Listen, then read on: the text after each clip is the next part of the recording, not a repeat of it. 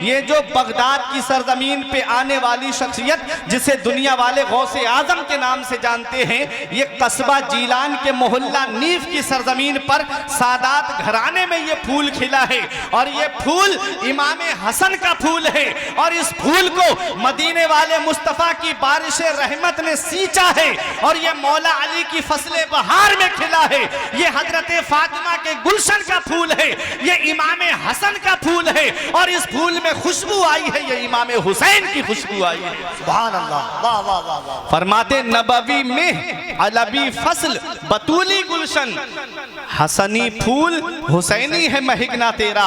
हसनी फूल इसलिए कहा कि गौसे आजम का सिलसिला नसब जो है वो वालिद की तरफ से इमाम हसन से मिलता है और वालिदा की तरफ से इमाम हुसैन से मिलता है।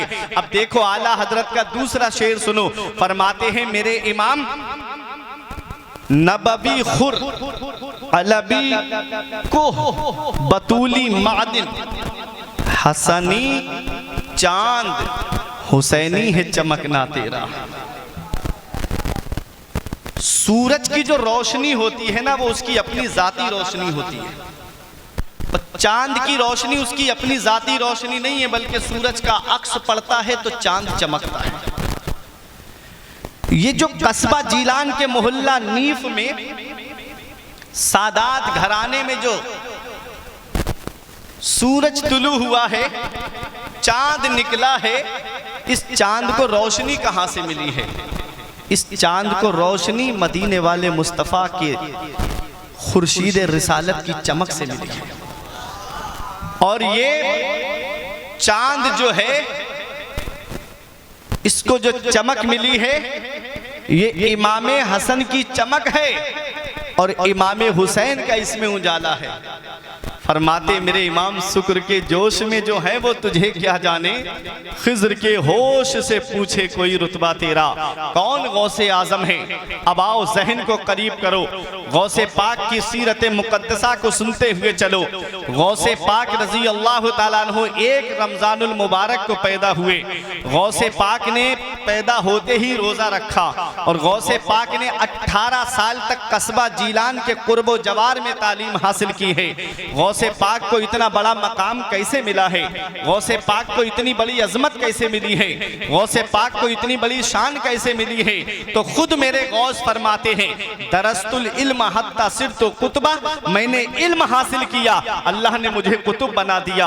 पता चला सरदारी इल्म से मिलती है, बुलंद रुतबा इल्म से मिलता है, बुलंद मकाम इल्म से मिलता है, बुलंद अजमत इल्म से मिलती है, मकाम सुरैया इल्म से हासिल होता है। आज अगर तुम चाहते हो कि सरदारी तुम्हारे कदम को चूमे, अगर तुम चाहते हो कि कामयाबी का सेहरा तुम्हारे सर पे सजा दिया जाए, तो आज भी तुमको तालीम हासिल करना पड़ेगी। सेक्टर ब्यूरो की रिपोर्ट के मुताबिक ये बात वाज़ेह हो चुकी है कि 95% मुसलमान तालीम याफ्ता नहीं है। ये हालात आज मुसलमानों के होते जा रहे हैं। आज हमारे बच्चे, हम उनको मदरसे का रुख नहीं कराते।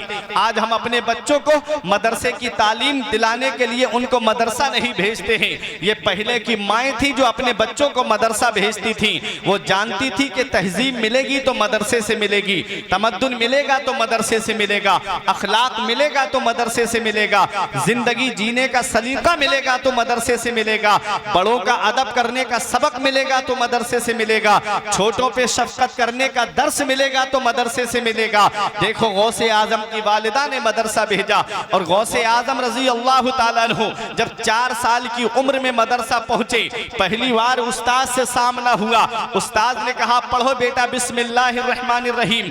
आपने बिस्मिल्लाह शरीफ को पढ़ा और आपने 17 पारे कुरान शरीफ के अपने उस्ताद को सुना दिए। उस्ताद हैरत से कहते हैं बेटे अब्दुल कादिर और क्यों नहीं पढ़ते, अभी और पारे रह गए हैं। गौसे आजम कहते हैं मेरी वालिदा 17 पारों की हाफिजा थी, मैंने अपनी माँ के शिकम में वो पारे सुनकर के याद कर लिए हैं। अल्लाह अकबर, ये गौसे आजम हैं, माँ के शिकम से 17 पारों के हाफिज पैदा हो रहे हैं। आप बच्चों के सामने गाली देते हो, आप कहते हो अभी मेरा बच्चा बोलता नहीं है, बच्चों के सामने बेहुदा बात, आप कहते हो कि बच्चा अभी मेरा कलाम नहीं कर पाता है।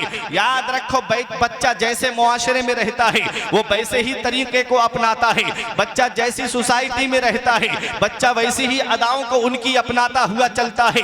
अगर बच्चे के सामने गालियां दोगे तो बच्चा गाली देता हुआ नजर आएगा, अगर बच्चे के सामने गाना गाओगे तो बच्चा गाना गाता हुआ नजर आएगा, अगर बच्चों के सामने फिल्में देखोगे तो बच्चे फिल्में देखते हुए नजर आएंगे। आप कहोगे मौलाना कोई दलील है, तो आओ मैं आपको एक मिसाल से समझाता हुआ चलूं। आपके मोबाइल में जो चिप पड़ती है, आपके मोबाइल में जो मेमोरी कार्ड होता है, आप उसे मोबाइल वाले की दुकान पे लेके जाएं या लैपटॉप वाले की दुकान पर लेकर के जाएं, आप उसमें अगर गाने अपलोड कराएंगे तो गाने बजेंगे, अगर उसमें फिल्में अपलोड कराएंगे तो फिल्में देखने को मिलेंगी, उसमें नाते अपलोड कराएंगे तो नाते सुनने को मिलेंगी, उसमें तकरीर अपलोड कराएंगे तो उसमें तकरीर हमको सुनने को मिलेगी। बच्चे का जहन भी कोरा कागज होता है, बच्चे का जहन भी सादा कागज की तरह होता है। अरे बच्चा जब माँ के शिकम में 120 दिन का हो जाता है, जब 4 महीने का हमल हो जाता है, बच्चे के अंदर रूह डाल दी जाती है, तभी से उसकी समाज चालू हो जाती है, तभी से उसका सुनना चालू हो जाता है और वो सारी बातें अपनी मेमोरी में सेव करने लगता है। और जब वो दुनिया में आता है, बाप गाने गाता है तो बच्चा भी गाने गाता हुआ नजर आता है, माँ ने अगर गाने गाए हैं तो बच्चा भी गाने गाता हुआ नजर आएगा। मेरी माँ बहनें इस प्रोग्राम में आई है, गौसे पाक की जश्न की महफिल से ये पैगाम लेकर के जाओ कि बच्चे को जैसी आप अदाओं में ढालोगी बच्चा वैसे ही अदाओं में ढलता हुआ नजर आएगा।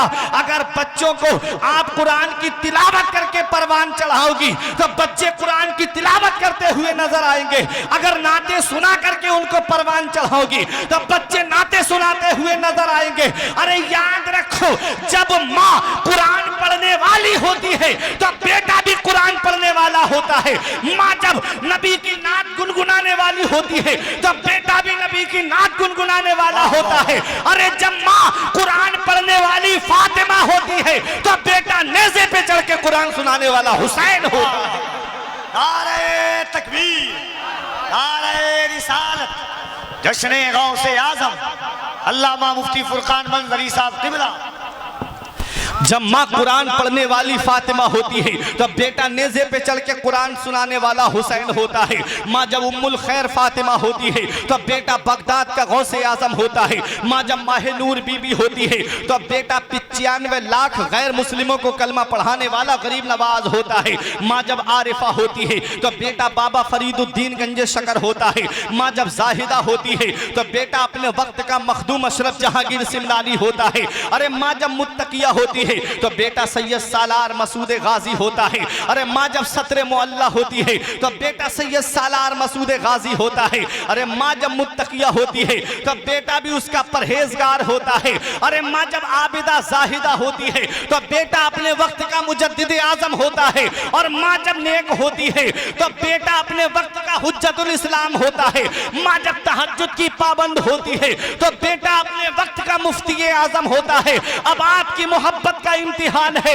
अरे माँ जब अपने जेवर रख करके मंजरे इस्लाम के मुदर्रिसीन की तनख्वाह अदा कर दे तो उसके शिकम से जो बेटा पैदा होता है उसी बेटे को दुनिया वाले हुजूर ताजुल शरिया के नाम से जानते हैं। नारे तकबीर, नारे रिसालत, फैजाने खानदाने आला हजरत, रस्तानशीने मुफ्ती आजम, फैजाने हुजूर ताजे शरीयत। अरे माँ जब अपने जेवर राहे खुदा में खर्च करने के लिए दे दे और जो अपनी सारी रईसी को, जो अपनी सारी दौलत को मजहबे इस्लाम की खिदमत में लगा दे, उसी को दुनिया वाले मुजाहिदे मिल्लत के नाम से जानते हैं। माँ जब नेक होती है तो औलाद भी नेक होती है, माँ परहेजगार होती है तो औलाद भी परहेजगार होती है।